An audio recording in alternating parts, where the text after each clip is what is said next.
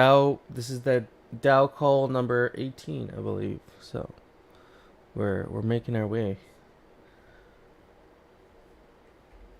All right. Post a mirror board link for you guys, and then we can get started. Shout out to Hardcore once again for putting that together.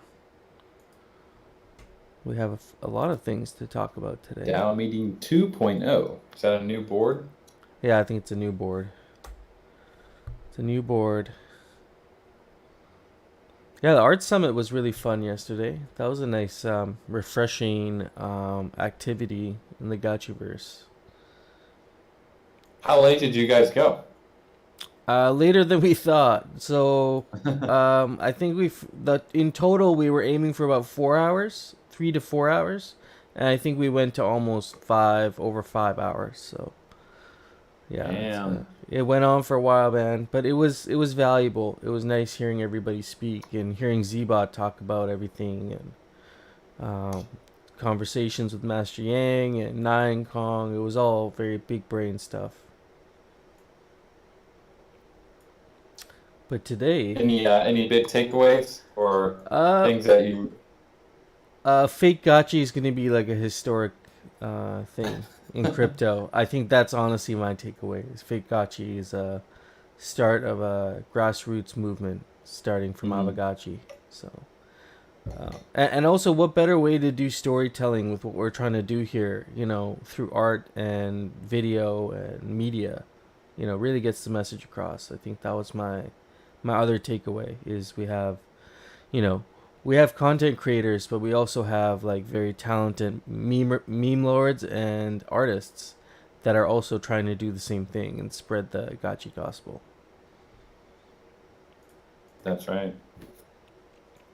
And so, yeah, shout out to all those creatives and artists that are maybe in the shadows. We don't see them all the time, but they're there. They're working. GM, everyone.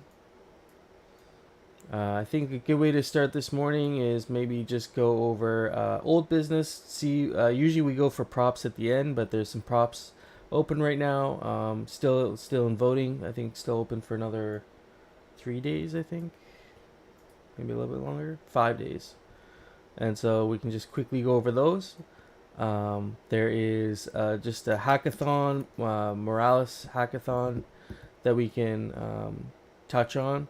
And then the new business is, we can talk about the bonding curve. And I know somebody touched on the art contest. Verse Vegas, I don't know about this post. Yeah, again, like that sticker says, I don't even know like what that is, or I'll have to look into that. Um, Yeah, utility growth for ghost holders or fun platform to spend ghost. Okay, so it's an idea. We can maybe talk about that if we have time. And then also, if you're up to it, Coder Dan, maybe we can talk about eye traits as well, if people are feeling up to that, if we have time to at the end there. But it'd be nice to talk about those Mhm. as well. You know, um, Continue trying to get some consensus in our community around that. Uh, okay, so old business. I got my Miro board. You guys can follow along. We're also live streaming. I know Zombie Shepherd has a live stream going on there. Thanks, Pensky, for getting that up. Okay, so modifying the channeling window. It seems like keeping the quorum hasn't been met on that one yet. I don't think it has since this was made. Modifying the channeling window is proposing that we're able to move from that 5 p.m. reset for a lot of people. But it seems like the consensus right now is leaning towards keep the current. But that, let's see here actually. Let's just see where it's at. So it has met quorum now, 9 million ghosts, and it's leaning towards keep the current window. So no change there. People are fine with the way it is. It seems like. So that's that. Sunset Friends. This is one we've been talking about for quite some time. And seems like the community is very much open to it. I think what it came down to is, are we sunsetting friends gradually or are we sunsetting friends immediately? And I think given the supply of friends, it was very much leaning towards immediately. So we'll maybe have to talk about how we're gonna go about, like how we're gonna go about making that sort of a transition. Is there gonna be information campaign? Is there gonna be some sort of like, are we gonna let people know, or is it gonna be a sudden thing? I think that's something worth at least touching on that. Yeah. And let's see if that one has. Where's that one? I'm sure it's met quorum probably. Sunset friends. And so this was Dr. Wagme eliminating friends. Sunset friends immediately. It has met quorum, so sunset friends immediately. So we need to know, okay, if we're sunsetting friends, what are the implications of that if we do nothing? And we just like do it and not tell anybody? And what are the like what can we do to maybe let people know, make a transition, as opposed to like not saying or doing anything. So there's that. Update glitter emissions, increase Ghost USDC to 20%, retire Ghost Matic, and that kind of ties in with this transition that we're making. And that one, let's have a look here. That's Agate 41. Update glitter emissions. And that one has also met quorum. Says yes, increase the reward, and remove Matic. So that shouldn't be too hard to. That's just a matter of an implementation, right? That's all good there. Setting limits on the number of board Gages allowed per wallet address. And so this is another one we were talking about quite a bit. And the consensus, I think I remember at the time, was limit to number of Gaches plus parcels. So let's see where that one's at. And that one has also met quorum, to limit to market number of parcels plus one, which across the board people thought that was pretty fair from the conversations we were having. And so that will probably be implemented at some point. And so there we go. Those are the current active proposals. It seems like they have, for the most part, all of them met quorum. So it's a matter of if you want that sweet XP, that's 80 XP, I believe, for those. So go and get your vote in, because they will pass, so you will get your XP there. Add DAO liquidity to Ghost Alchemica pairs. When can we see an implementation for that? I guess you guys have a lot going on, so understandable.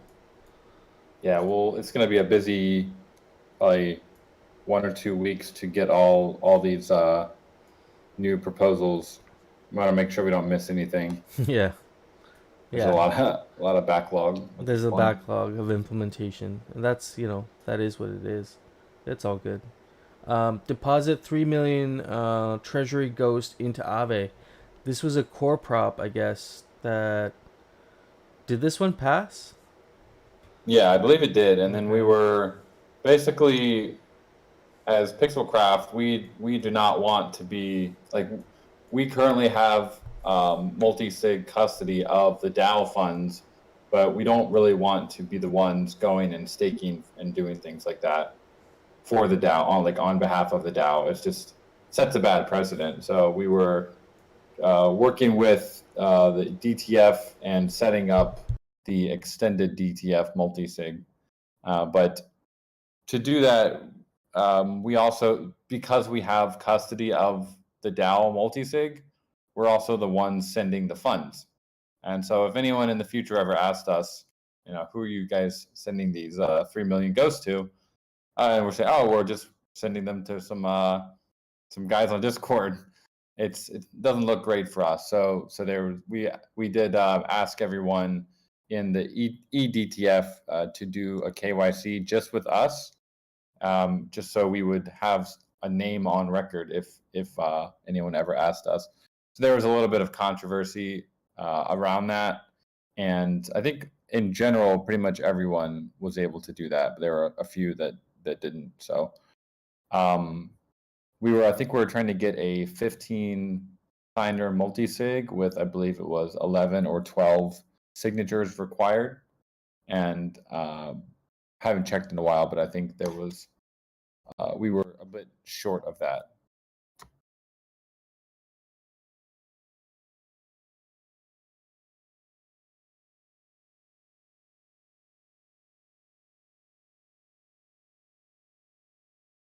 So that's what basically happened with that, and we can move on that pretty soon. I think we just I'm not directly managing that. That's Golden Cross, so he would need to speak more about how many signers we have now, who's ready to basically set this up. Okay, good to know. GM, we got Dr. Wagme on stage. Yep. Hey, good morning, guys. I just want to close the loop on that discussion a little bit. So, I think we have around 10 people who are willing to KYC, which will not quite, that's not 15, obviously. And also per our standard operating procedures, we couldn't just like fill that ourselves. It needed to be the DAO elect like the 5 extra people because we weren't going to give just the 10 of us like the power to decide who those other 5 should be. And then also per the SOP, we were going to kind of review that list of multi-sig signers every 6 months, which actually comes due in September anyways. So I think there's really no way around us like having another signal prop to say who needs to be on this multi-sig. And it's really important now that we have a couple examples of things we have to do with it, like taking this ghost or doing the liquidity provision that we are about to pass. So I think we just need to probably get another prop out there, solidify who's on this multi-sig, make sure that they know and are willing to KYC to Pixelcraft, and then we'll be able to move forward with a lot of these. So before I believe we had a thread on that in the DAO forum asking for people to submit and apply. Do we want to just like re-raise that post and continue having applications come in, or were there already applications? Do we have enough applications to just go back through the ones that didn't make it to the final cut? I think there's a couple advantages to starting from scratch. Some of the original members on the EDTF or the DTF at least, like were periodically not in good standing with Pixelcraft for a while. So I think there's just some advantages of kind of like re-electing a new group. And obviously some of those old names are going to be up again. So maybe I can resurrect that this week, reach out to all the people, make sure they're still interested, and then we'll look for a prop over the next couple weeks to solidify that multi-sig.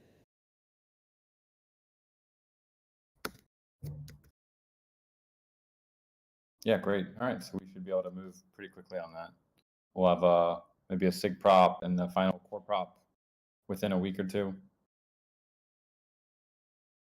Cool. Right on. Thanks.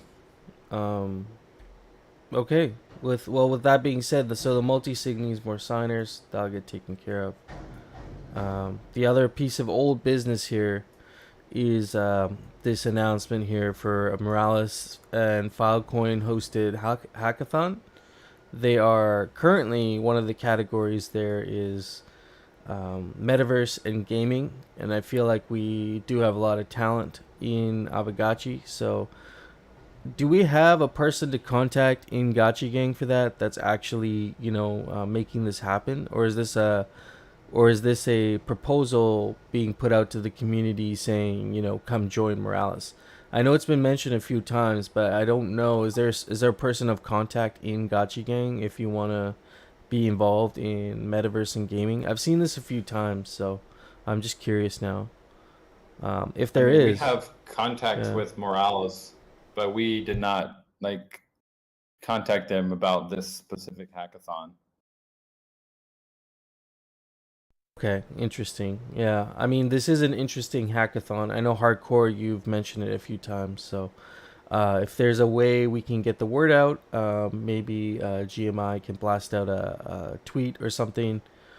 We can definitely get the word out in our community, at least if there is someone interested or a group interested to take that on. But I know you've mentioned it a few times, so if you want to gather a group together, we can try find ways to support y'all to go there and see what you can build. But I don't really know the specifics on, like, this is not my idea. So okay, so you're organizing people. Okay, cool. Yeah, right on. I appreciate that, and we can get the word out for you on your behalf as well, and see if we can get more people together for that. It'd be cool to have Gotchi Gang making appearances at other hackathons. I know Morales is, they've worked with Aavegotchi stuff before. Like, I remember watching a tutorial and stuff, so it'd be cool to see that. Um, so that's old business. That kind of takes care of that. Unless you got something to say about that, hardcore, we can move on to our new business.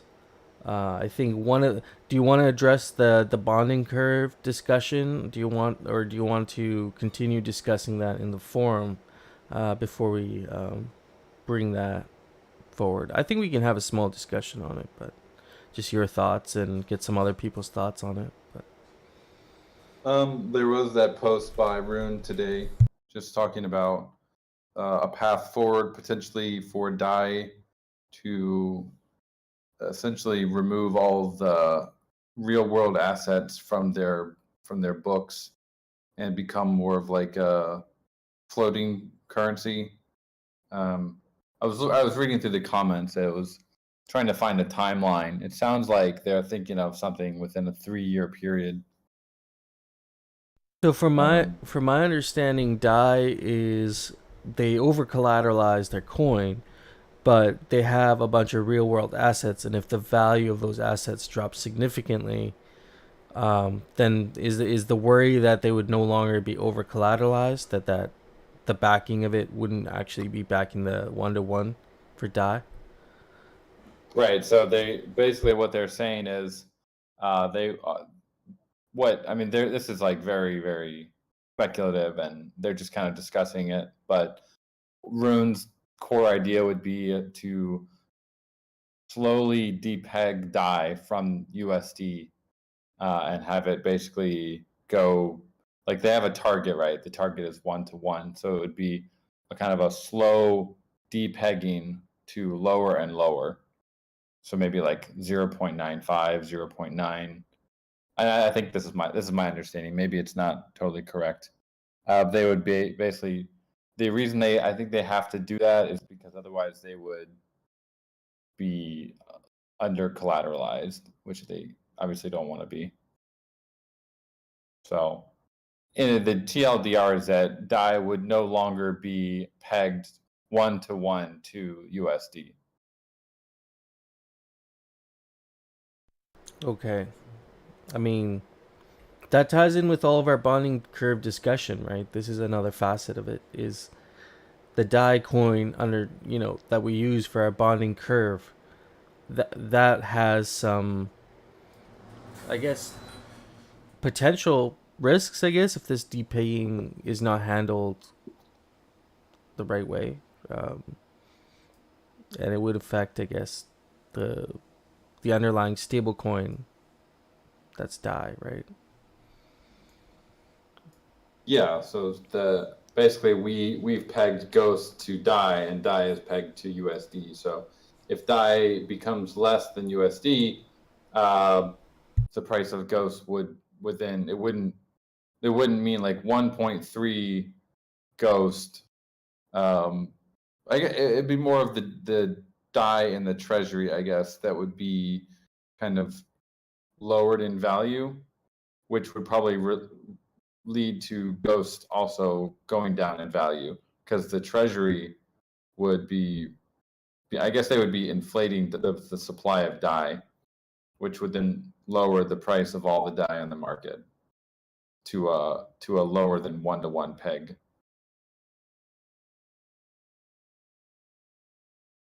So that's the main concern, would just be that all that DAI in the treasury, currently we know that the treasury is 1-to-1 with USD. There's 35 million or so, however many million in the reserve, and that reserve, if they start depegging to lower than $1, then that reserve would mean less than $1, which would mean our market cap, for example, wouldn't be quite accurate because it's based on DAI.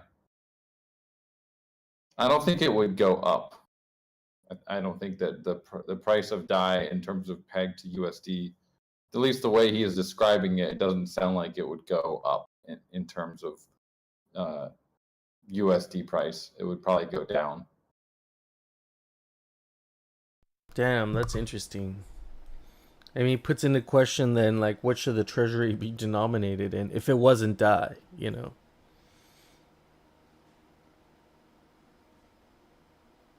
I know people have been talking about GHO, but that's like, that hasn't been implemented. That's probably going to take a while, right? For that to become a, I think it got voted through on Aave for the GHO proposal. But GHO, is yeah. is that supposed to be pegged to something? I believe that's a partial, like, algo. The way they explained it was a partial algo coin, and then it has there is some collateralization to it as well. It's like, I can't remember the term they used for it, but they're sourcing the backing of the coin from many different sources. I'm trying to find, like, if I can find the I had the article on it. I knew they have like a bunch of Yeah. different collateral Oh, there it is. Yeah. ways. Yeah, it was like it was made up. GHO was made up of multiple facilitators. That's what it was. So they would have all these facilitators backing the value of GHO. It'd be algorithmic, treasury backed, delta neutral positions, real world assets, Aave, and the credit score. So partially collateralized, partially uncollateralized for GHO. So it's kind of interesting. But they're not trying to peg it to a certain value, right? No, I don't think so. Yeah, so that would be a concern. I think in terms of the bonding curve being turned off, aside from the issue of the potential issues from underlying DAI, could be, the counter argument for turning off the curve would be the assets themselves, the Aavegotchi assets. They've held most of them have held their value pretty well throughout the downturn, when the majority of NFTs have lost 99% of their value. Even from the initial launch price, many of the assets in the game are not, they're holding their own. I don't think we've seen we saw a couple major drops when the market turned around into this bear market, but it's kind of like the bazaar has been like at a standstill lately. I don't think I've seen a lot of downward volatility, but that could change any time. But I do feel like having that Ghost as an underlying stable coin, or somewhat stable coin, allows natural appreciation of the assets. And I worry that if we weren't to have a bonding curve, we would be, we'd be subject to more volatility, which would mean more trading, but it also mean the prices of the assets would be fluctuating pretty wildly. I remember assets in Axie Infinity were all denominated in ETH, and when ETH was going, when it was kind of mooning, the price of the assets in the game dropped significantly.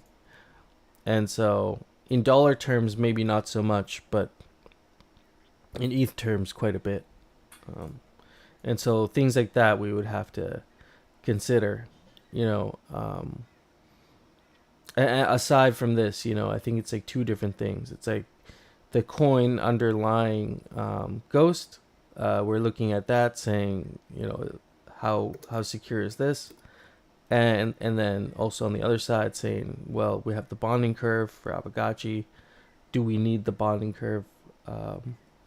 It seems like the consensus right now is like we do kind of need the bonding curve because someone had made a good point in the forum that, you know, although the actual token, Ghost token, is down, and you know, someone had made the argument that it would have been this, it would have been, you know, it would have made it down to this level anyway. I would argue that when you have more volatility, things tend to take a lot longer to bounce back if there's no like market forces, you know, demand driving it.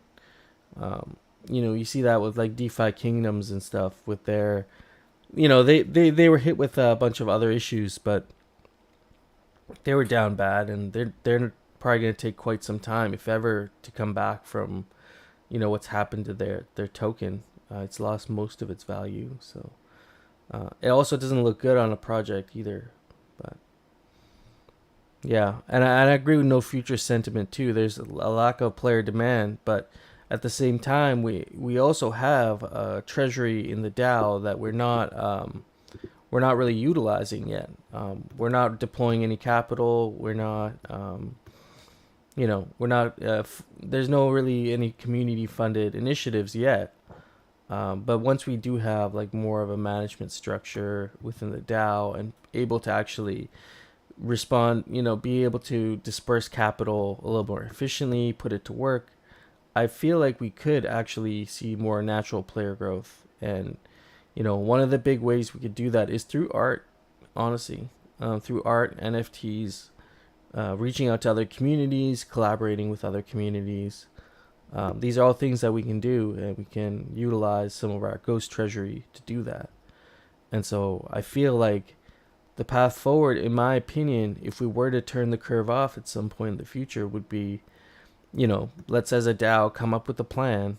What are some of the things that, you know, the Gotchi versus Aavegotchi would benefit the most from deploying, you know, a specific tranche of capital, whether it was, you know, you look at 100,000 Ghost or 50,000 Ghost. Let's start with the chunk of it and say, okay, how do we deploy this in a way that's actually going to drive some player demand, whether it's, you know, holding an event, some NFT project that is able to explain the nature of the Gotchiverse, some fan fiction, anything really. I mean, we have tons of ideas, you know, but the shortfall sometimes seems to be funding.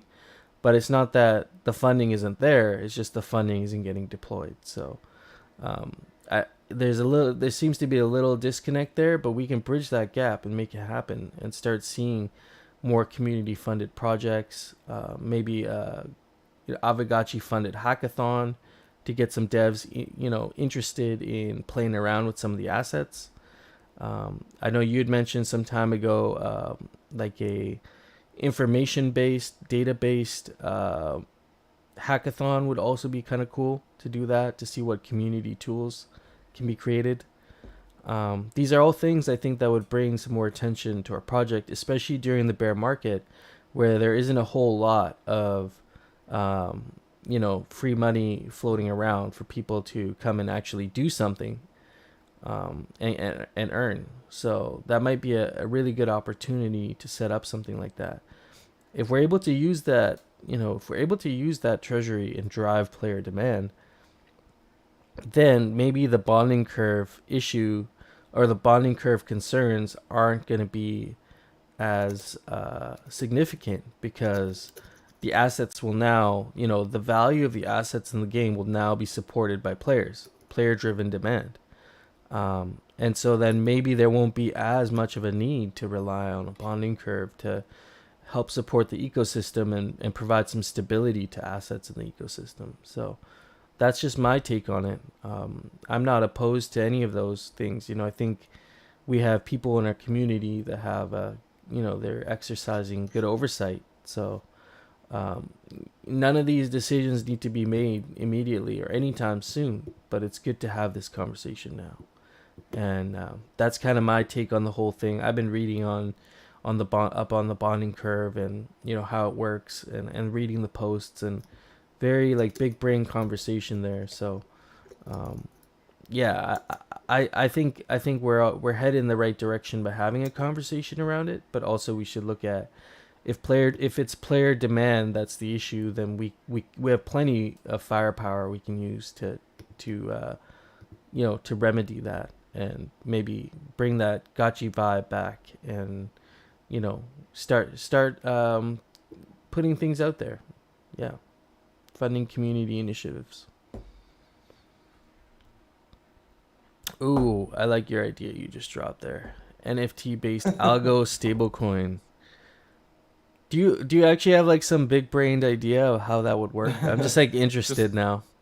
Just randomly thinking about it. Just like it would be kind of a chicken and egg situation, I guess, because you'd have Aavegotchis as the collaterals for the stablecoin, but Aavegotchis then would be valued in the stablecoin. Oh yeah, the Aavegotchis themselves will become stable.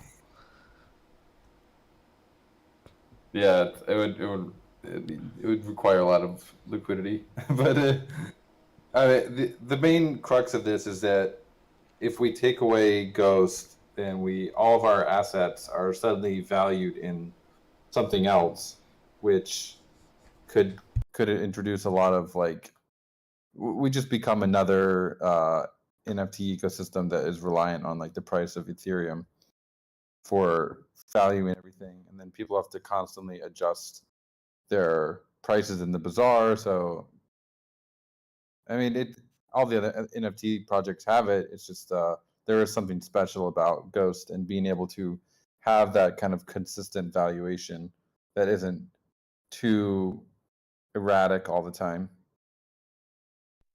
Yeah, being in those other NFT communities and buying in ETH, it can be rough sometimes because you might be saving up for an asset, and then the price moves up significantly because the price of ETH moves up, and so not as obtainable sometimes. I've ran into that issue before, so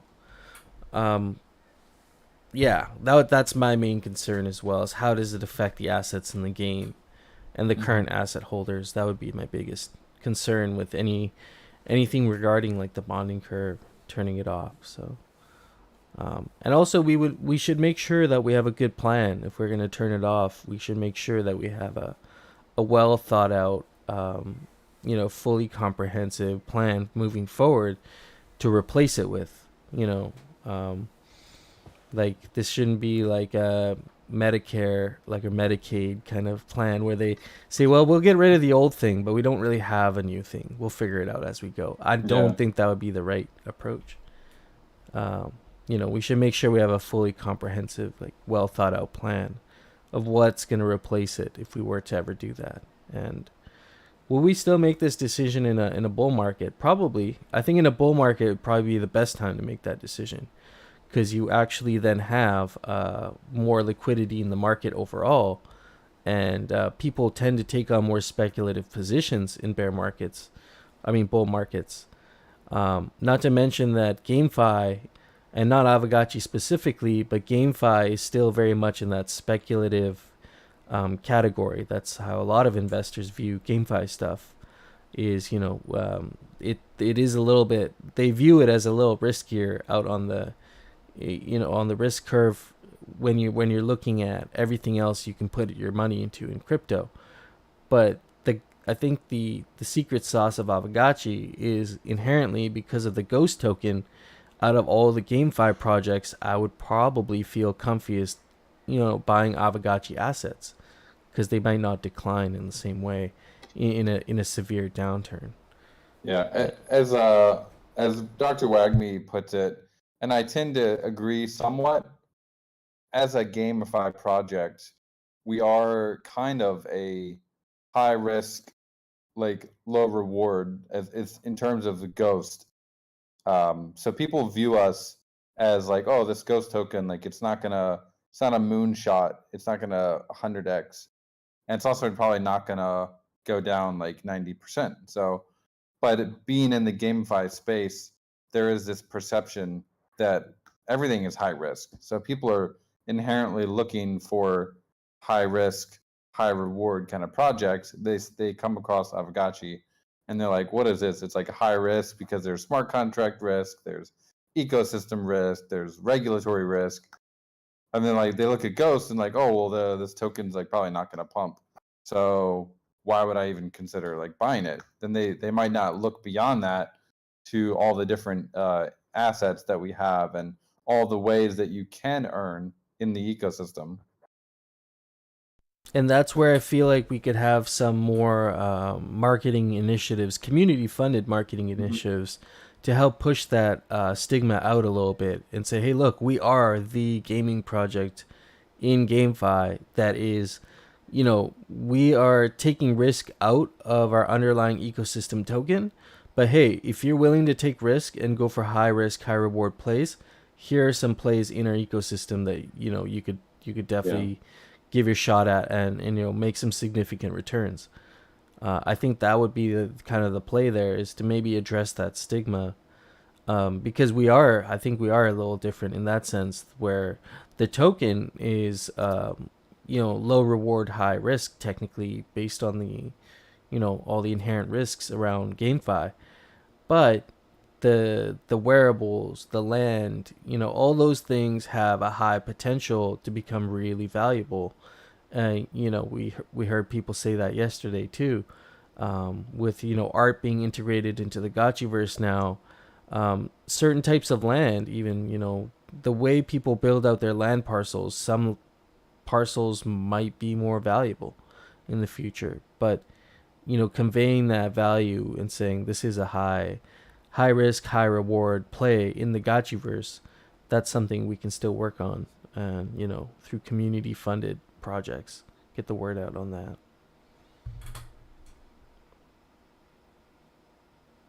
Mikey J. Yeah, I want to see Hardcore had like some cool archetypes he was working on. I was working on some a while ago as well, because there are like a lot of different play styles within the game. Yeah, here we go.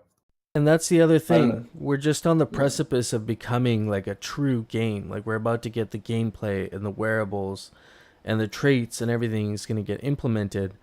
That's I feel like we're going to get a lot of attention as a game, because up until now we haven't got a lot of attention as a game. There's some farming that goes on in the Gotchiverse, and we've attracted people who know how to farm tokens.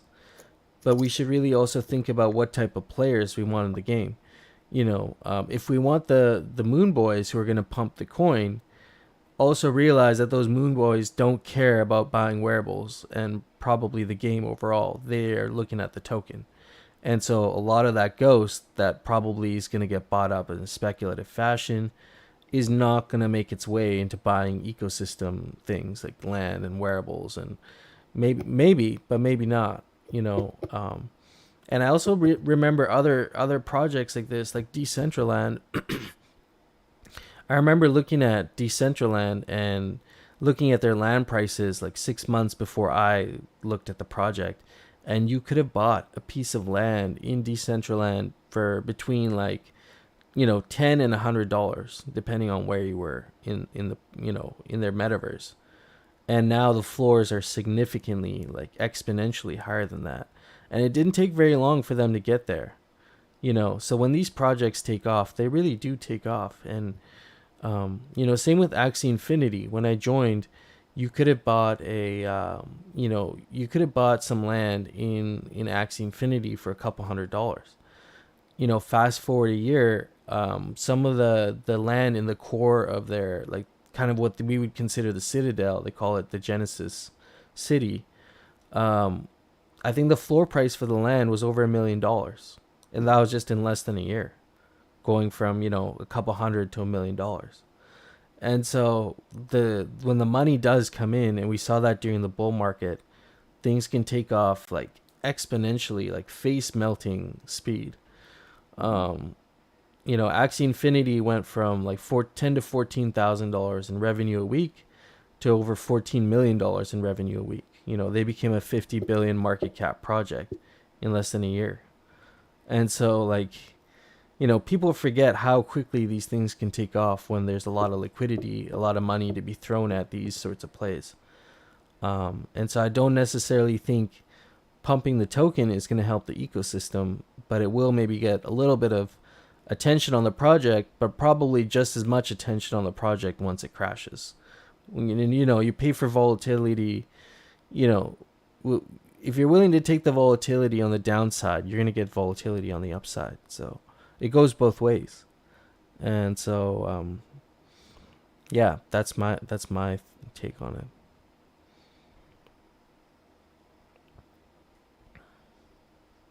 Gachi Emperor, welcome on stage, sir. Can you hear me? Yeah, I can hear you fine. I don't know. Yeah. Is he talking? I don't know. Can you guys hear Gachi Emperor? No. Discord's weird tonight. Yeah.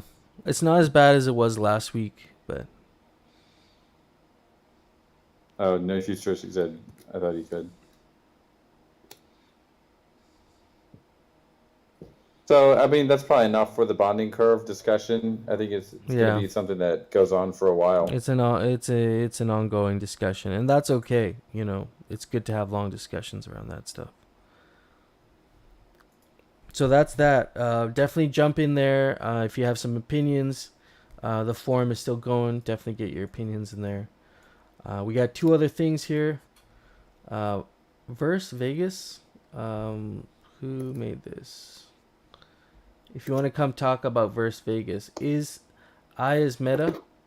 If you'd like to come and talk about that, the details of what this is. Last meta VR poker gaming platform. Would like to open up a line of communication regarding possible partnership and collaborations, including co-marketing. So yeah, I felt like this was like just one of those posts that they just like spam it on every like forum. Yeah. At least they did add that thing about not leaving the related link there. That was kind of nice, but I figured this was like just some spam post. I almost deleted it, like closed it, but because they put that last line in, I was like, all right, we'll let you stay open. And they started off with "Greetings, dear team," so it's probably a boilerplate. Looks like one of those ads I get 1,000 of them on Telegram every day. Oh man, those buy Bitcoin ads are just terrible. I'll help you trade Bitcoin. Yeah, right. It's always like marketing specialists. It's like VT, and they're all fake. It's crazy. I get probably 50 DMs on Telegram every day, just because I'm a mod in the Aavegotchi fam Telegram. It's a hellhole. That's the sign of making it when you get lots of spam. You're a target. Yeah. Okay, so I think that does take care of boost the art contest. Someone is making a proposal to boost the art contest. I thought the rewards were pretty generous, but let's see the rationale here. DAO funds. Oh, they want to add a few extra categories. Best single spacious design, best single reasonable design, best single humble design, best multi-parcel design, and best mosaic meets farm equipment design. What are your thoughts on those? There's right now just it's first, second, third, fourth, right? Is this? Yeah, this isn't an alternative proposal. It's saying let's do first overall best, second overall best, third overall best, fourth overall best, and then best single spacious. Yeah, I don't know. Isn't this based on a single parcel anyway? Are you guys judging on a single parcel? Yeah, I think so. I mean, I know there are people who have done designs over multiple parcels. We don't have multiple categories like single parcel or multiple parcels. So we didn't really anticipate people making designs over multiple parcels. I mean, in the rules. So, but I know there are people who have like made multi-parcel designs. I don't know. How do you guys want to handle that? Can we include multi-parcel designs? Well, they can, but I feel like they would have a huge advantage over a single parcel design, right? I guess I'm thinking in terms of if someone, had like 5 humbles or something, but I guess you're right, because if someone had 5 like spaciouses, now they have a huge canvas. So yeah, I hear what you're saying there. Add a new category with its own prize, multi-parcel design. But then if we do that, does that mean the first, second, third, and fourth places won't be judged if they're multi-parcel? So first to fourth will be just only single parcel, and then you'd have one prize for multi-parcel. Is that what that means? Yeah, we didn't include anything about Yeah. like multi-parcel designs in the rules.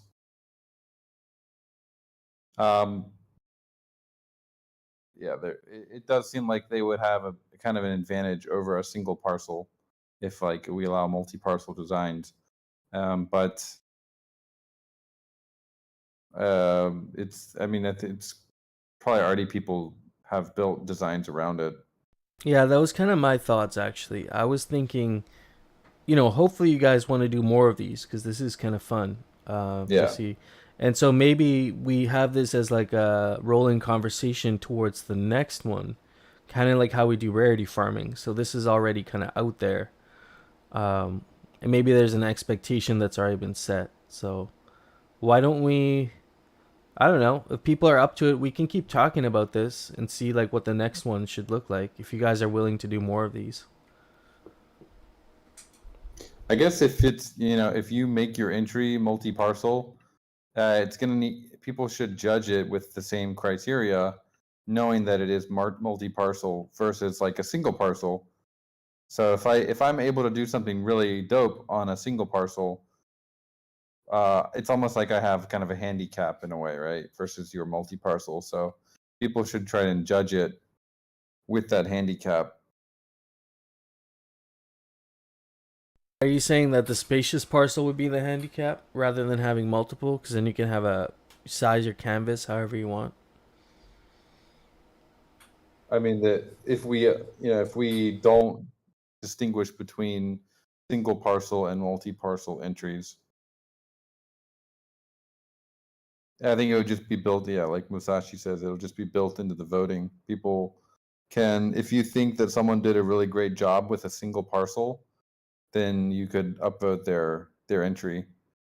If you think someone, like if you were comparing two, one really cool design on a single and another really cool design on like 3 humbles or or like 2 spacious, Yeah. you would maybe apply a cap. But I don't think we can add like a handicap for it. That's gonna, like, we're not gonna manually add that into everything. So I think the rules were not super clear. So I think this first round it will probably just be like a free open process.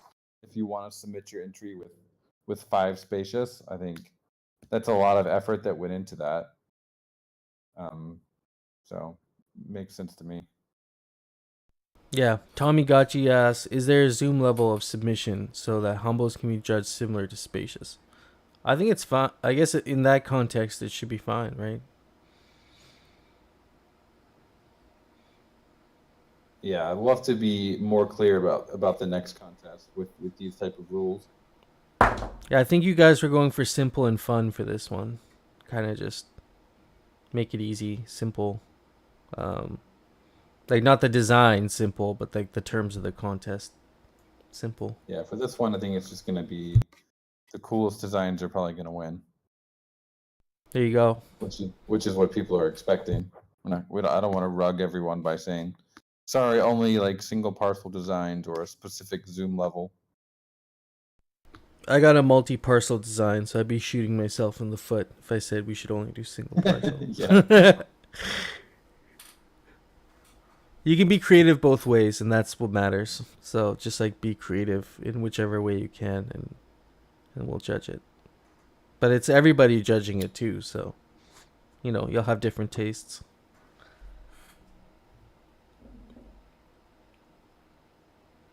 Yeah, I always end up fighting my own bags. Just happens. Um, okay, cool. That takes care of all the old business and new business. How do we feel about talking about eyes? I think we should get to consensus on that because those are the only two traits left that we need to work on. You guys are actually working on the traits, but you know, um, what's your take on it? Is there something else you want to talk about instead? I'm just looking at the board here.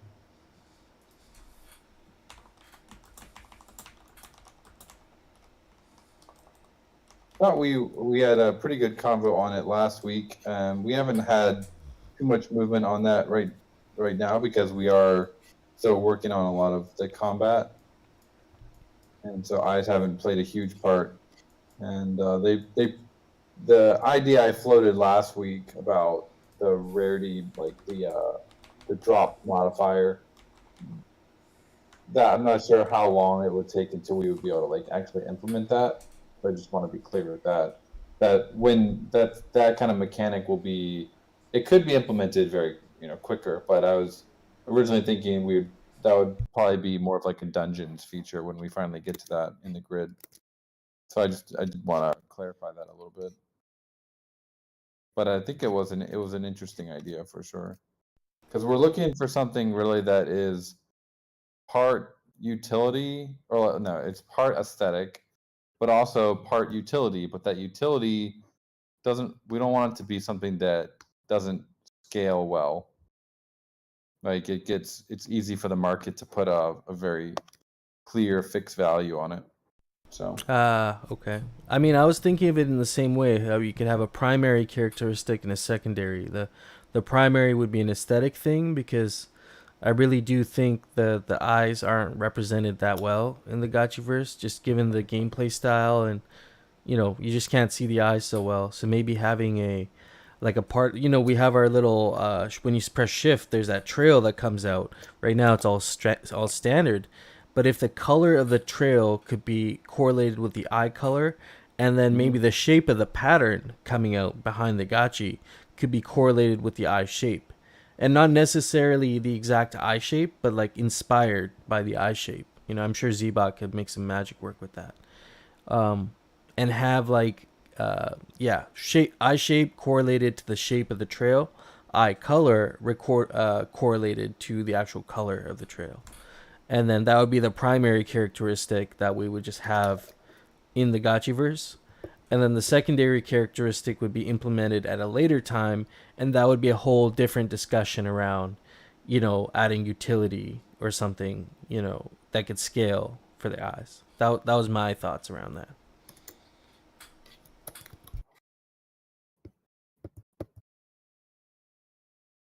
Throwing a poll up there. just the people are mentioning the fog of war we talked about a little bit last week. Fog of War. That's the other cool idea there. I'm trying to find your thread. The eyes with the trail just sounds, it's a bit weird because it's like they have nothing to do with that trail. True. Very true.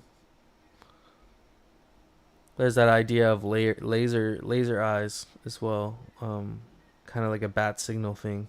I just don't know what that would look like, but it sounds like a cool idea.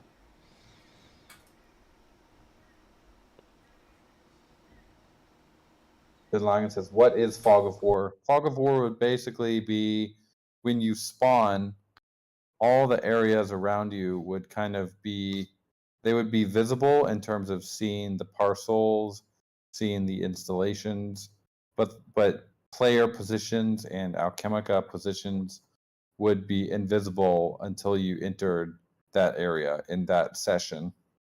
There would be some exceptions to that, which would, like, for example, lights. Anywhere where there's a light, you would automatically have visibility when you entered the game. Lights could probably also be crafted and put on your parcel too. Would be pretty neat. So that's essentially what Fog of War would be. There's a couple ways you can do it. You could do it where the fog comes back after you've left that area, or it could be where after you've left that area, you always have visibility, like full visibility in that section that you've explored. Which I kind of like the latter. I think it'd just be better to always be able to see that area. Reminds me of this game, Command and Conquer. You'd have to build like a base, and everything else would be Fog of War until you go explore it. Then you'd have a newly discovered area. Musashi says, I like one eye trait for the Fog of War and one for seeing through walls. So Fog of War only works up until walls and installations, but other trait shows Fog of War to see through the walls. That would be kind of interesting for like lodges and stuff, you know.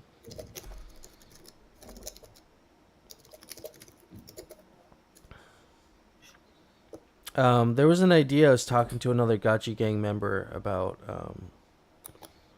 having potential skins for wearables, and being able to reskin a wearable in terms of like not changing completely aesthetically what the wearable looks like, but adding a little touch to the wearable. And I thought that was another interesting idea.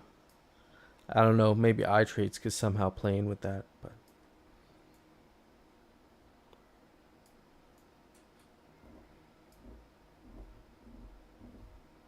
Bin Laden, you had some cool designs for potential reskin wearables. I thought those were interesting.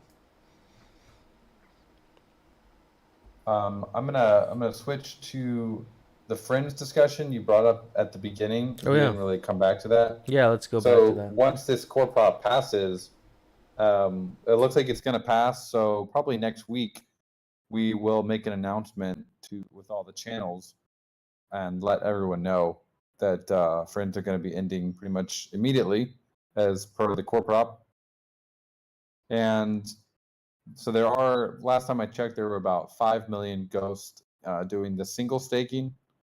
And I don't know if anyone knows who any of those large stakers are. We should try and reach out to those guys. If you know them personally, reach out to them to let them know. Let's try to make this process easy for everyone, and we'll be doing outreach next week as well to help everyone move over to the glitter staking and WAP Ghost. And we're also going to be working on the snapshot voting power that everyone we voted on with the core prop. And every time we tinker with snapshot, it's always a process. And also our team's just been really busy with V2 trying to get a version out of that. So that's why there's been a delay on that. If anyone in the community, like you guys don't need to wait for us to make these PRs to snapshot. Like if anyone in the community is capable of doing that or wants to learn how to do it, feel free to reach out, because we would love to be able to have the community submit these type of PRs to Snapshot. It's really not that difficult. It just requires testing and some knowledge of JavaScript, because that would be huge. So we don't have to always be the only single party like knowing how to update Snapshot. If you're a JavaScript developer and more like Node.js, really, that would be really helpful. Because in the future, I mean, not all the proposals that are on the DAO should be implemented by Pixelcraft. Things that can be community led, like community submitted, that's like how it's going to be in the future. So we should start training for that now. I'd be interested in learning that.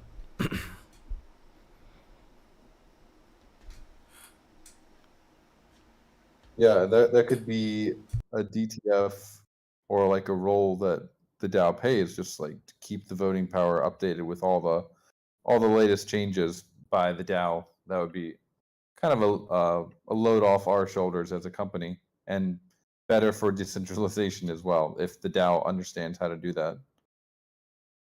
Yeah, I think it's good skill set. to have. I'll link to the strategy. Let me see if I can find it here. Everything is on their snapshot repo. Gotta find it.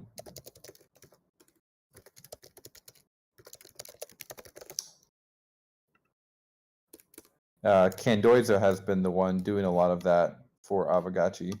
If you guys know Candoiza, very OG developer, joined Pixelcraft. So he's been helping a lot with that.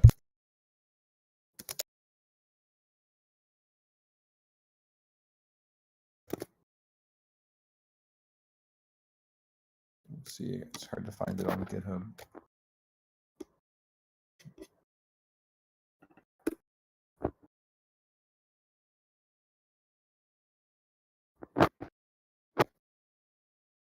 So yeah, we will try to get that updated as quickly as we can, and then for friends, we'll on our side we will let some stakers know that we know, but obviously we don't know everyone who's staking, how much they're staking. So if you know anyone, let's try to make this transition easy for people. Okay, I believe this is the strategy that we use.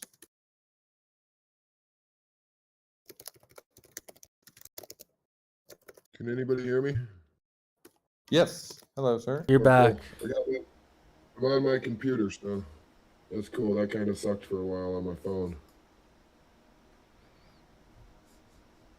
I was going to say, is there going to be something in place to maybe roll over things for people that might not be able to get out so they don't lose their APR or whatever? Are you guys going to take and move their stake over to another token, or? They can't move their stake though. No, we can't do that. Okay, so it's basically if somebody doesn't realize it, it's kind of, instantaneous with no time frame. So.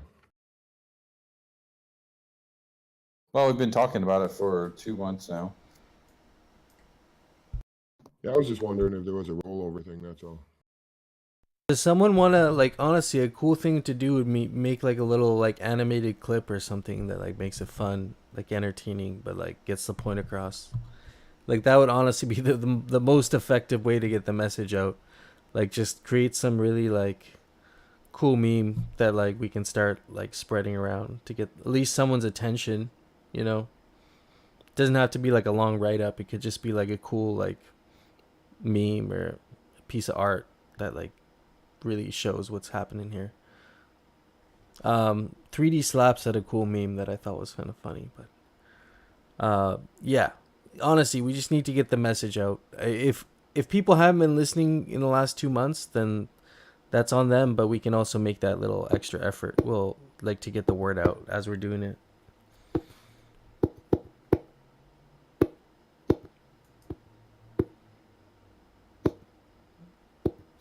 Sounds like Coder Dan's beating up his mic. Oh, sorry. I'm a tapper. Playing drums, I wouldn't call it what do you call it when you're always moving? It's not that. I just tap out beats all the time, unconsciously. Yeah, restless fingers syndrome.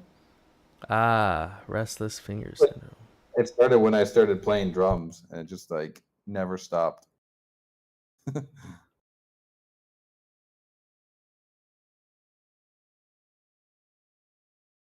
Yeah, the Manor says the beatboxing was pure fire. Thank you, sir. Have to get Cider Dan back on the mic one day. Oh yeah, Cider Dan killed it. It was amazing. We actually played it out at the end too when the spillover was dropping. Yeah, that was a really cool event. Thank you guys for supporting us with that. Appreciate it. It was kind of funny though, because I had it playing on my computer too, so it had this feedback loop effect. So it sounded like a remixed version of that was lit. Has anyone explored? I posted a tweet earlier, just what if I wanted to make some sort of music NFT that people could then, I don't know what people do with these things now, but I guess you remix it, or Like people can remix it and make their own like music NFTs from it. I don't know. But is there like a cool? Should I be doing something with it if I wanted to make that into an NFT? Hell yeah. FaZe literally just said, send me the audio. He wants to sample it. So it'd be cool to do like a actual like Gachi Gang remix of your beatbox with his. Yeah. Yeah, if you had heard his set yesterday, it was incredible. You know, same with DJ Super Paul and all the other peeps that joined in. You know, they killed it. But I think you should have your own fake Gachi card. You know, I think you and Jesse should both have like at least one that you've Oh yeah, thought definitely. out and put something cool together. That'd be really cool. I just don't know. I need to make like a saddle chair art somehow. Yeah, saddle chair is like your meme, man. That's 100% Coder Dan for sure. The legendary saddle chair. But so I was asking about the music NFTs. So I see every time I ask it, there's like 2 or 3 platforms, or I guess I have to look into them. But yeah, maybe just make fake gachis out of it too. Could do that. Dequency or STEM NFTs. Yeah, a friend of mine created. He put together a smart contract for this project he did for it was a free mint called STEM Bits on Polygon, and it was kind of cool. The music was stored. I don't know how he did it, but the music was stored on chain with the NFT, and they were like these really lightweight, like chip tune kind of files, and you would be able to put the stem bits together somehow, mash them together, and actually create like new songs with the NFTs. So I gotta talk to him and see how he did that, because that would be really cool to implement that, to have like music NFTs that you can mash together to make a new NFT with the combined. Yeah, that's what I want. Like Yeah. I wanna be able to like make this as an NFT and then have like what Snoop Dogg did a while back, right? Didn't he made that track, and people, if you use that track in your song, like you can use it because you have the NFT. Yeah, exactly. So Yeah, people things can like that. buy your track, and then they can use it in their NFTs or whatever. I think that's pretty cool. Yeah, I should look into Audius, because it's been like many months now since I've looked at Audius. Last time they were doing a kind of like a Spotify, but with tokenized rewards for like contributors. But I wonder if they've implemented any sort of NFT thing. That'd be cool.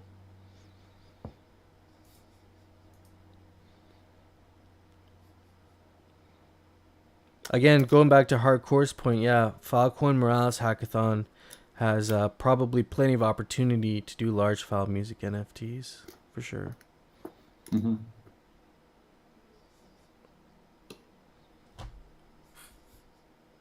We've been discussing a little bit for the final touches of the NFT displays, and there's like a couple ways we can do them. Do we want, as a community, do we want them to have like different tiers where you can unlock by upgrading? For example, if you want to like play a music NFT, that could be an upgrade. Or if you want to display like your Bazaar link, that would like be another upgrade. Or do we want them to all just be like level 1 and they have all those features? That's interesting. That's, I don't know. I think that's, it's I guess if I was an artist, I wouldn't want to be restricted by the display, if that makes any sense. Like if I was making an NFT and I wanted everyone to display it, if there's levels to it, I might choose not to put audio in the NFT just so everyone can display it. Although the NFT, the project would have been a lot better, if that included music. So maybe artists might be making unfavorable trade-offs to their own projects. That's the only thing I could see as a downside, is maybe the some of the content wouldn't be its full potential that it could have been, because they want everybody to be able to display that. Maybe. Yeah. That's kind of how I feel too. Like, but then we just don't have the ability to have like multi-level NFT displays, which is also probably, it's not terrible. I know a lot of galleries. So on Cyber is a metaverse for galleries. So you can buy Hmm. like a pod. They call it a gallery pod. And the levels of pods are correlated with how many pieces of art you can display. So Yeah. maybe the level of the NFT display is actually linked to how many more other displays can be displayed on your land. So level 1 can only have one, a level 2 can have, I don't know how that would scale actually, but if that was somehow correlated to how many actual pieces of work you can display, that would maybe make more sense, I think. Yeah.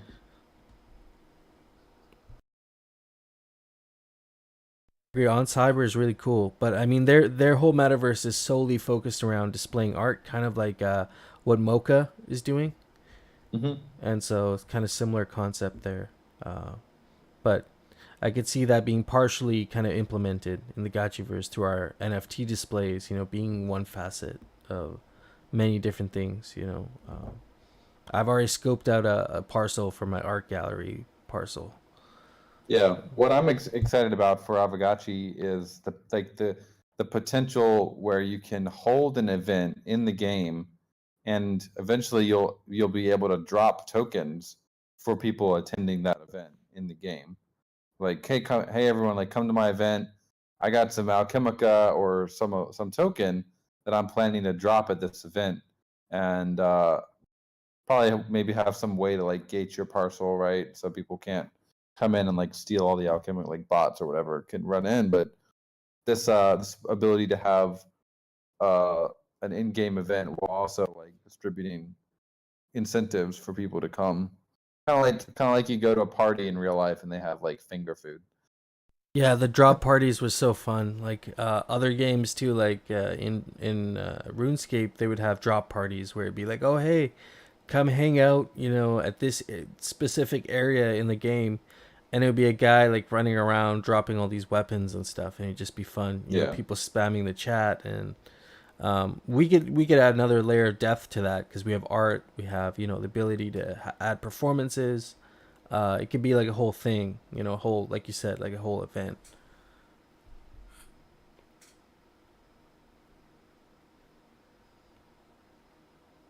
In the nature of the NFT display, I think is something a lot of people are curious about. If you would be willing to drop a little alpha on us, like what do these, like how we'll be able to see the art? Jesse had said there's gonna be three formats, like square, landscape, and portrait. But how are we going to be able to actually see the art? Like when I'm walking down a road in the Gachiverse and someone Hmm. has their NFT display up, will I be able to see the NFT right there, or will I actually have to go up and interact with the installation to see the NFT? Now you're gonna see it right there. It's Oh, basically on dang. the floor. You're gonna be able to walk on top of it. Oh, so it's almost like a tile kind of thing. Yeah, it looks visually distinct from a tile, but it's an installation that doesn't have any collision. Well, it has a few collisions, but in general you can walk on top of it. And when you walk on top of it, it's gonna pop up with all the information. It's like so you can kind of I imagine almost like a hologram. Like you walk on top of it, and it's gonna pop out and show you the information of that piece of art with like a buy button and some information linked to OpenSea and whatever. So you won't have to close that pop up to like go to the next one. You can just keep walking, and it will, as you're walking, it'll load the NFT that you're standing on. Oh, dang. So actually, theoretically, you could have these NFT art displays. I didn't realize this, but you could actually have the sale link to OpenSea. So you could actually not only have a gallery, but you could have a market little storefront for art. People, if they like it, they can buy it potentially. Yeah, yeah, Oh yep. shit, that's cool. I didn't even think of that.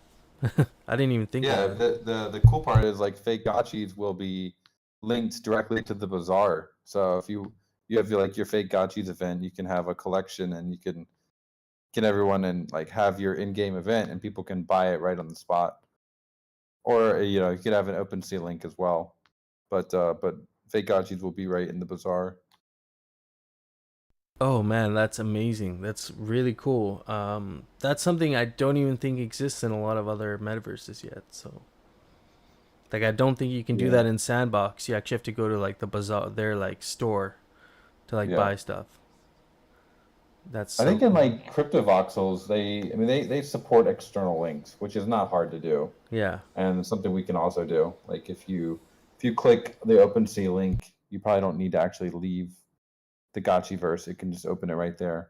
Like that's been done already, I think, but it'll be a layer, a little bit more of a deeper integration with the bazaar because it'll be happening like right in that window, and when it's over, the art will like disappear from the NFT display because it's not owned by that person anymore. It's owned by you once you've bought it. Oh, very cool. Yeah, that's very cool. Um, Rickage says, "Careful on scam links." Is there a way? I Yeah. guess because everything's linked to the bazaar, that'd be one way to mitigate that. But Yeah, we're going to be very careful with Yeah. those. Like initially, they're probably just OpenSea and Bazaar links, and then eventually we'll probably have like a GitHub or somewhere where the community can submit links that can be like whitelisted. we But got yeah, we got to be very careful with that. we got some questions in the chat there. Animated NFTs too. Are we gonna have if it's an animated NFT when you walk on it, is it gonna play the NFT or play the whatever? Yeah, like a Oh, GIF shit. or a MP4 probably.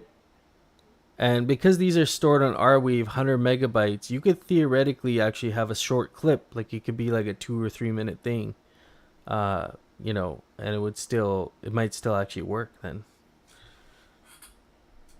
That is very cool. Tommy Gachi asks, does the music play when the user steps on the NFT display?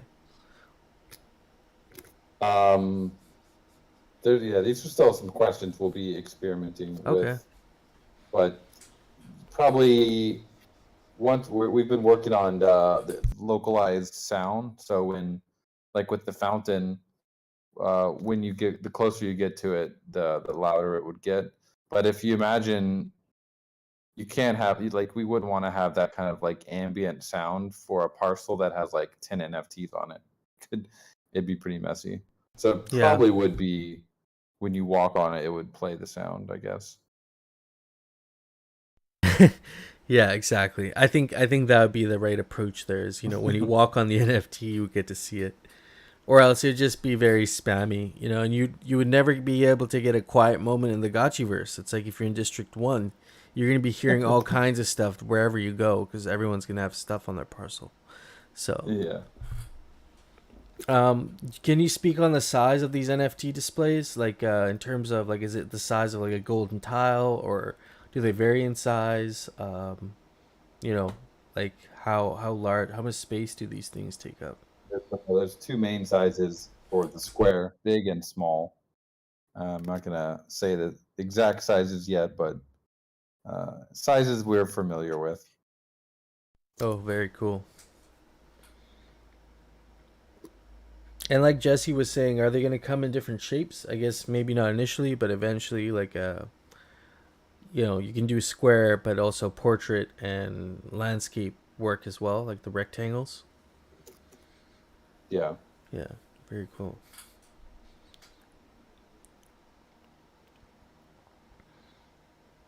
Yeah, or Ben Lagan's idea. You can slap 3 down right next to each other and make a mural. That'd be cool. They are gonna have an edge to kind of give it a visual distinction from a tile. But if maybe we can have an edgeless version in the future. And the cost is a good question. How much do you guys think these should be? Lots of alpha involved in making them. That's what I think. Yeah. Like all the social features, it seems like a lot of alpha is used. So, yeah, a bunch of alpha and kek. I agree. it's not really a mechanical, going back to what you said, like it's not really a mechanical impetus kind of thing. It's like more of a social slash flex rarity kind of thing. So, that sounds like something that would be built with alpha and keck to me. But if there's not going to be levels, it should be expensive, right? If there's going to be levels, then maybe the first one can be incremental, and then the second one can be more than that, and then so on. But if it's only going to be the one kind of level, static, this is what you get, Yeah. then I think it should be expensive. Then it should be quite a bit, I think it should be expensive enough that you have to consider it if it's worth, like, displaying your art, if that makes sense. Like, you don't want people just like spamming with like 100 NFT displays and then have a bunch of crappy memes on there. Like, that's just not going to be very good quality. Like, it should be enough that you think about, if you actually want to have multiple on your parcel. Like, if you're going for an art gallery, maybe you're going to splurge and spend all that money and get a whole bunch. But Hardcore said it seems like there should be multiple levels with different features. Yeah, that's pretty much what I was asking at the beginning. There's a couple of different features. There's like, basic display where you can display your art, and obviously the size will obviously those are size is something that you can't change that with an upgrade. Like the size of the thing is fixed because it's on the on-chain grid, so you can't upgrade something and make it bigger. And then audio, whether or not it plays audio, how many pieces there are, those could all be upgrades that, or they could just be kind of built into the level one, and there's only one level.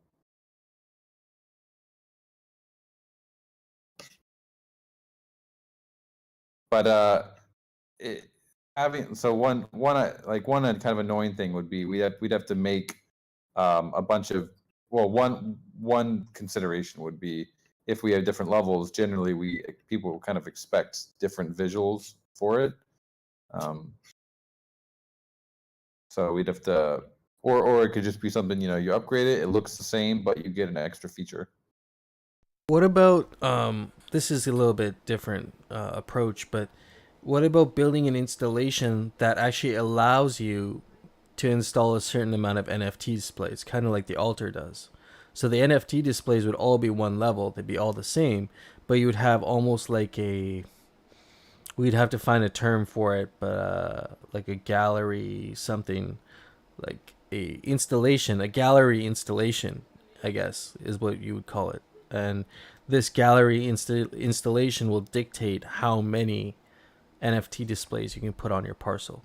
So the NFT displays would cost, they'd be affordable and they'd cost all the same. But the amount that you can install would be correlated to this one installation that would be upgradable, and that would be the expensive thing. Maybe, yeah. It's a little more complicated, but it would be one way to get around, having no constraints on the actual artwork itself, but also allowing that scalability. People want to display more. It's kind of like upgrading your on cyber like art gallery, like you're upgrading it so you can display more work, kind of thing.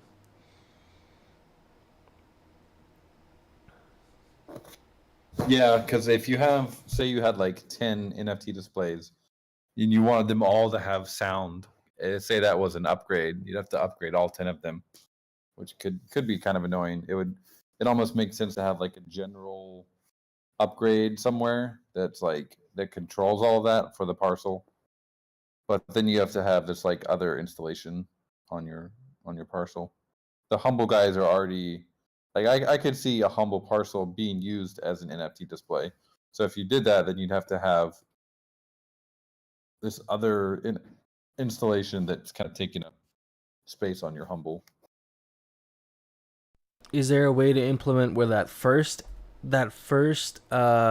NFT display installation dictates, like the first one is upgradable, but that dictates all the subsequent ones you can add? So that first one you put it down, If it's a level I 5, mean, that yeah, means you but can it's build. like it's almost too. It's like over engineering. Yeah, yeah, We're trying not true. to over engineer stuff too much. Yeah, So like I'm trying to think, what if I'm just like a random artist that has like I just learned about Aavegotchi through fake gotchis. I'm like this artist and I think it's a cool thing. So I get a card and I make a piece and I'm like, all right, this is kind of cool. Maybe I'm gonna try to like, join these guys as metaverse to show this thing off and like see what happens. So I might go buy a humble, and then like if I get in there and it's like a ton of effort to display this thing, yeah, it's a lot of friction for someone. Like they already have to have a gotchi and stuff. Like there are a couple layers of friction. So I think our job should try to be, let's think whenever we can like reduce friction, especially for this type of social feature, that's gonna have big payoffs in terms of like allowing new people to the ecosystem to onboard quickly.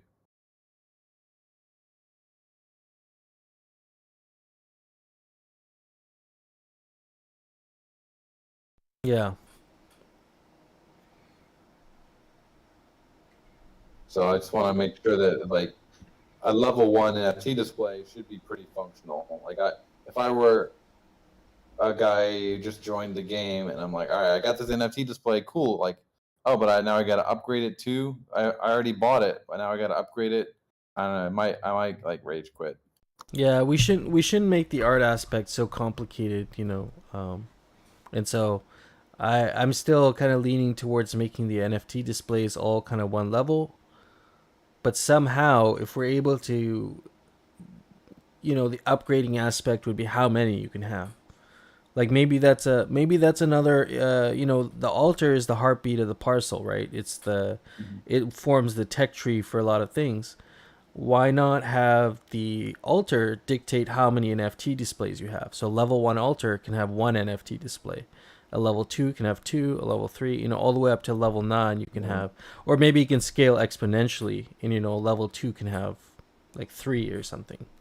I mean, again, if you do that, then we're probably not planning to make the altar a prerequisite, unless like people think that we really do want to make it a prerequisite, because otherwise, again, you can't have an art display the size of a humble because you've got your altar on there. Yeah, interesting. Gonna have to think about this more, but Yeah, everyone have a think on it because we are getting close to wanting to put some specs out for you guys. I like how you guys have thought about making it almost like a tile form, but more, have it lifted, standing out a little bit more. And the formatting sounds on point so far. So It's gonna be cool. Yeah. I haven't experienced it yet, but we're gonna make it cool. Like I want it to feel like you're kind of browsing like this cool, like high tech art gallery. yeah, like I imagine like like a futuristic looking art gallery in what you would imagine fits in with the Gotchiverse. Talking to Nine Kong yesterday was interesting. Hearing how he looks at these things with design choices and stuff. So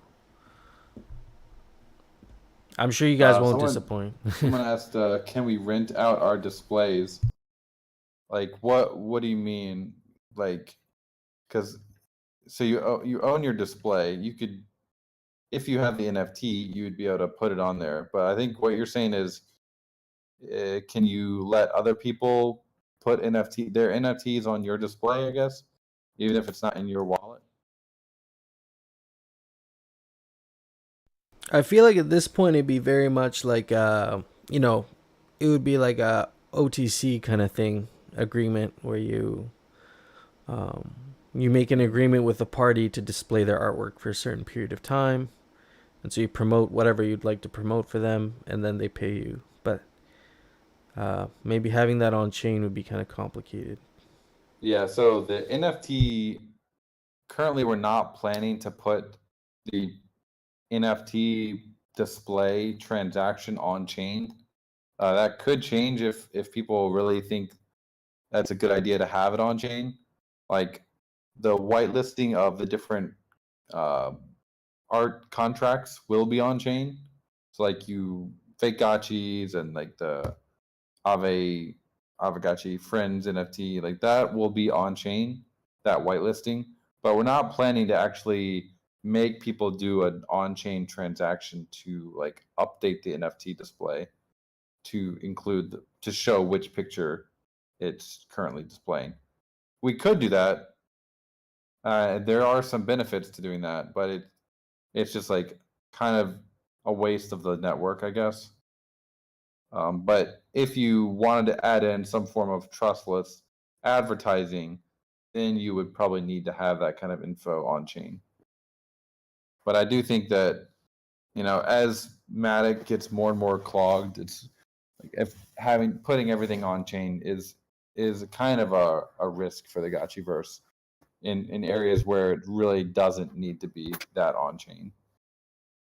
Initially I was all 100% all on chain gang, but now, seeing how you guys have been developing the Gotchiverse, I kind of agree with Choina's sentiment that we should keep everything like Aavegotchi protocol related on chain. Like Aavegotchis, we have like wearables and all that stuff should definitely stay on chain.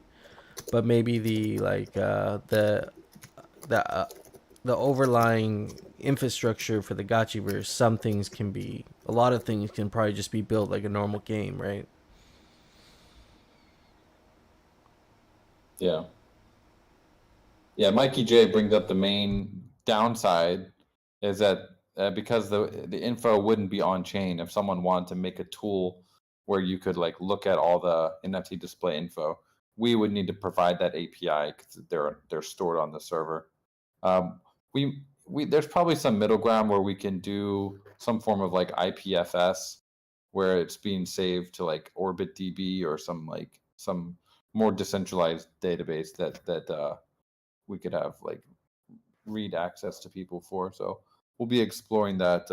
Initially, it will most likely be just stored on our servers because we want to get this out fairly quickly for you guys, like next month. But yeah, I think there's probably a middle ground where we can put more info on IPFS. Yeah, very cool. Yeah, I'll definitely have to think on that and see, in terms of scaling the actual display. Ideally, it'd be cool if someone found a way to make them scale in terms of number. Like that's the big benefit to me. Is like if you're gonna spend more Alchemica, you should be able to display more art.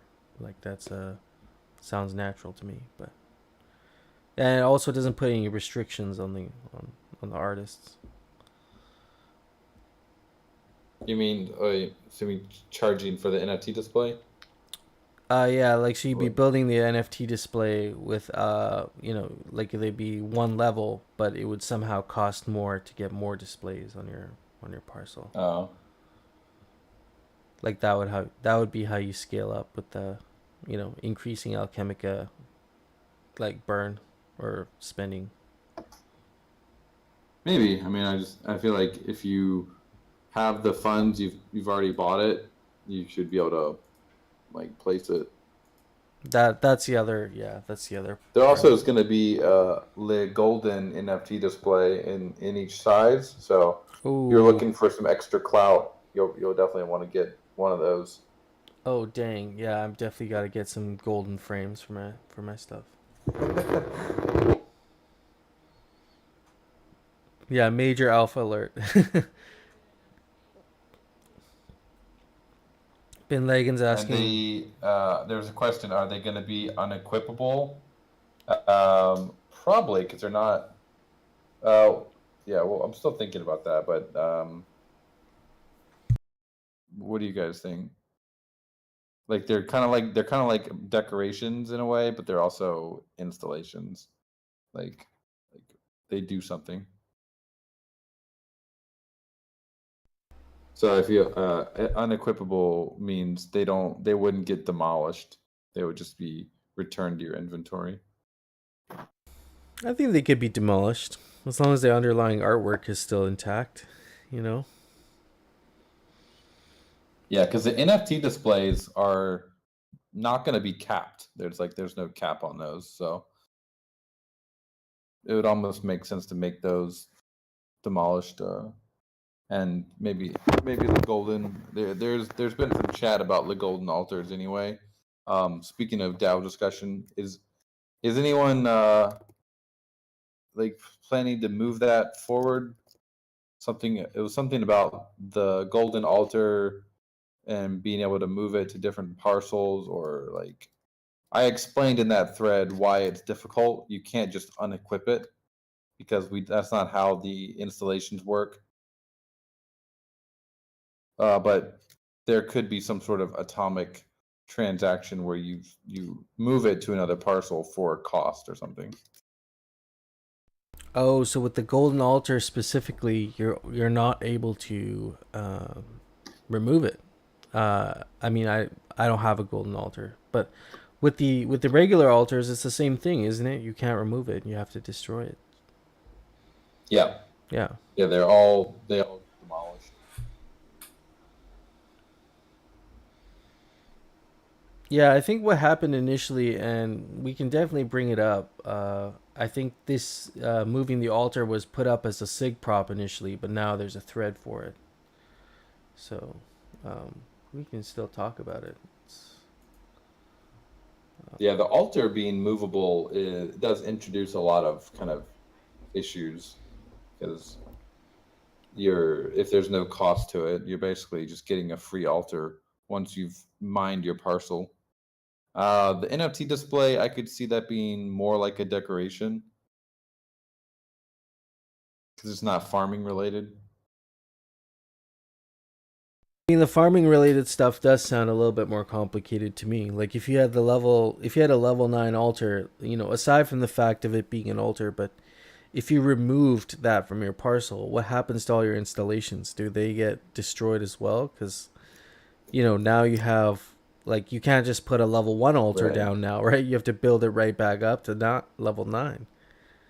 So yeah, the tech tree won't let you like remove your altar unless everything else has been removed. Yeah.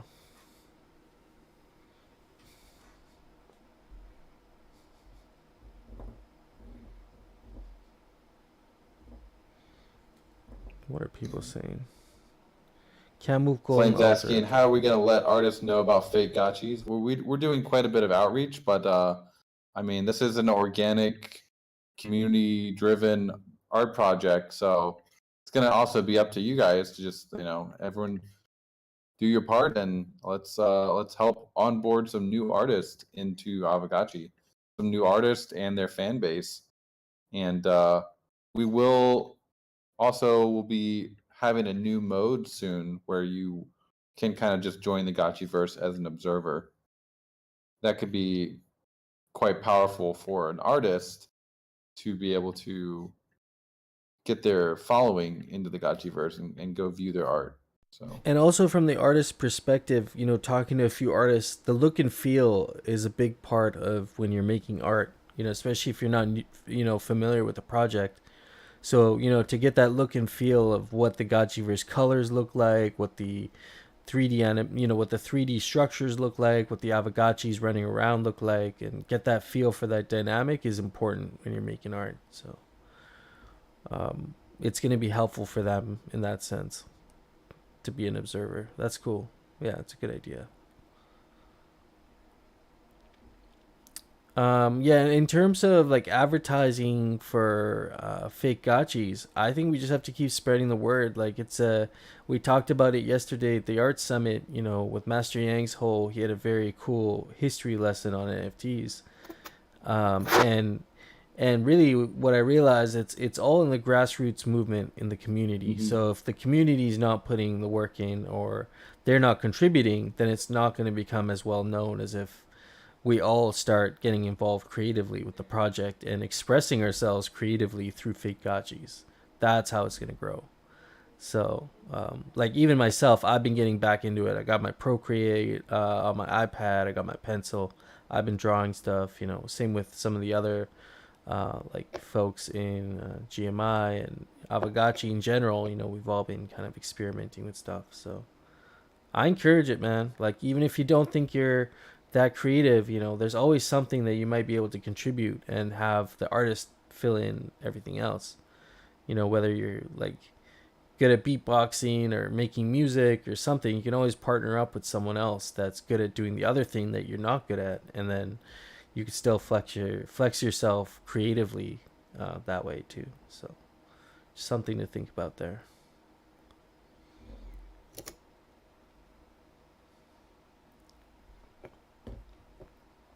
What are people talking about in the chat here? GAs. Flame says we should get bots and proxy accounts. I think you're I feel like you overestimate the power of the Twitter bots. I find that like the best way to get engagement on Twitter is just follow the person and like occasionally reply to their tweets with some like fairly insightful comments about something. And then like if they follow you back, then you can slide into their DMs. That's pretty much how Twitter outreach goes. Yeah, I've been talking to a lot of artists on Twitter, and they've been very receptive, to our project here. So we are in like the general awareness. I think we just need to reach out to artists that we might think are interesting to bring into Fake Gachi. There might be some artists that are already on board. Ooh. You guys don't know about. Oh, well, I know you guys said there's 35 cards. Jesse made the clarification yesterday that a large amount of those cards will be allocated to some big names. So, looking forward to that. Yeah, we're gonna have a mix of kind of headliners and Gotchi Gang, and then really the other work will just be kind of like artists that are they're not necessarily like huge, but they're solid artists and they're like open to exploring a new community. And that's where you guys can help out with the outreach a lot and just like making these new artists aware of Polygon and Aavegotchi and the Bazaar. Like they don't realize there's this whole other space out there probably where there's like this very active community of innovation.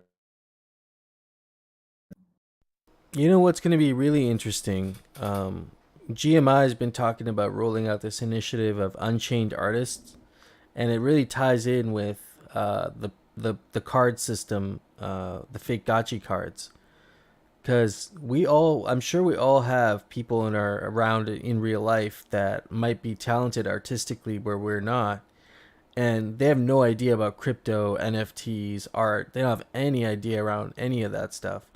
And what better way to bring them into the Gachiverse and Aavegotchi than to just let them express themselves creatively and say, hey, look, I got this fake Gachi card. You're great at art. Let me talk. Let's, have a coffee. Let's sit down. Let's talk about what the Gachiverse is. And if you're able to, if you're interested, let's create something together, and then we can do a split and you can make some money, for creating this thing. And so, mobilizing those people is going to be important too. And it's not only going to bring them into the Gachiverse, but it'll give them an entry point into crypto overall, and start learning more from there. I mean, Rigo has a good story. He came to Aavegotchi he didn't have funds to buy an Aavegotchi. So what he did is he created an art project called Aavegotchi Self-Portraits. And, through the sales of Aavegotchi Self-Portraits, he was able to buy himself a couple gotchis and some items and really get into the game that way. And so that was interesting to hear. And I hope we see more of that, from the in real life conversion to Aavegotchi artist to Aavegotchi asset owner. Nice. FaZe, you're doing that with your music collaborator. Very cool. Yeah, I agree with that. Yeah, same with No Future Sentiment. And so maybe art might be the thing, right? Artists will understand art, and then maybe they don't care about everything else till later, and that's okay too. I mean, gamify is like it's its own niche, and then art is its own niche, and we're going to be able to, we're in like a unique position to kind of match them. You don't see like Axie being able to do like Axie art. No one really, I mean, maybe they have that, but I've never seen any like Axie art kind of like culture around it. I mean, so I think it's a community. Yeah, I agree 100%. There are people that make, Axie Infinity art, but I'll tell you what the difference is. Aavegotchi is such a simple looking thing, when you first look at it, it's almost like a blank billboard. It's a blank canvas. You can take this Aavegotchi character and you can do anything with it. You can apply any art style to it. Axie Infinity has a very specific art style that they've already defined through their like illustrators and designers. So it's really hard to take an alternative take on that and make it into something artistic and something different. I think that's where Aavegotchi could really be interesting to see what people can do with it, because it's a simple design, it's a simple shape. They do have some base personality to them, but you can add so much more personality in terms of what you can do artistically with it. So I think that's going to be an advantage there. That's why we do see a lot of great Aavegotchi artwork. And as we get more lore, I'm really looking forward to that. That's the other part I'm kind of looking forward to. I was like pretty stoked to hear that you guys have a narrative team working on a lot of this stuff, and the Gotchiverse lore is going to get deeper, and we can do more kind of like those readings we did with the light paper. That was really fun. Mm-hmm. Yeah, was Neon Kong talking about that? Yeah. It's pretty cool. Yeah, we're having some fun. And yeah, I'm really looking forward to that, because that's going to go hand in hand with the artwork that's going to come out after that. People are going to get inspired, and they're going to make art based on what that lore is, and how the guy. Just the number of like sus butterflies I've seen around is that they're a popular character. We already have like 3 very memeable characters that we've introduced so far. I'm sure there'll be more in the future. Oh yeah, that sus butterfly, man. There's some real characters in Aavegotchi. I like the Raffle. That was the first one I kind of really stuck with when I first joined Aavegotchi, and then for sure. Do we got anything else for today regarding the DAO? Any issues you want to touch on? Anything we should be thinking about for the next week? I guess NFT displays, how we want them to scale. Other than that, anything else? We'll have to be fairly quick on those, because we do want to get something out to you guys pretty soon as far as like key information about them. So if there's any final thoughts that the DAO has on those, we can get those. They're not really in the Bible. They didn't get a chapter, but we've been kind of alluding to them for a while and talking about them. So we will probably have a post out on those fairly soon.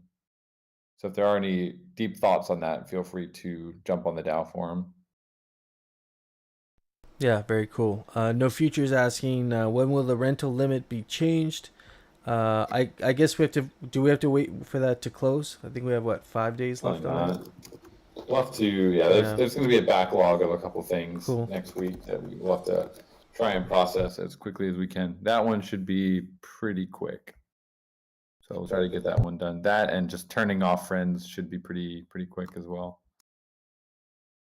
Cool, friends. Have a great Sunday. You as well. Great combo as always. Yeah, of course. Glad to be here. And we'll link up again next week. We got Gotchi Space tonight at 7 p.m. Eastern for anyone who wants to join in on that. Continue the discussion. Other than that, thank you, sir, for your time.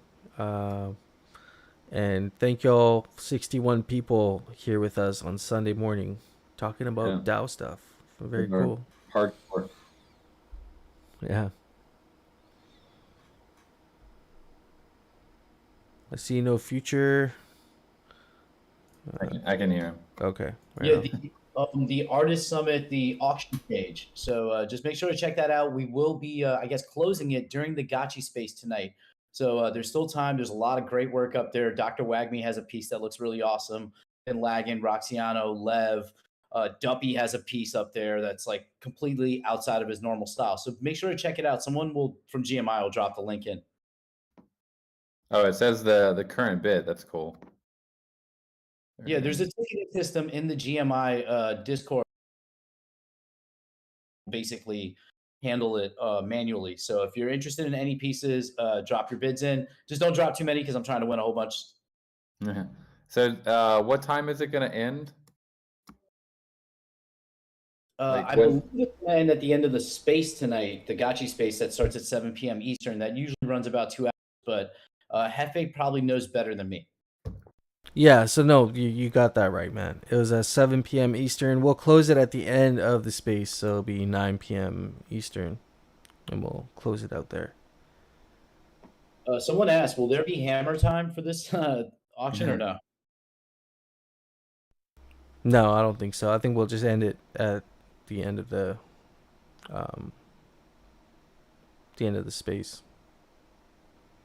Cool. Thanks, guys. We get off. Cool. All right, friends. Later. Later.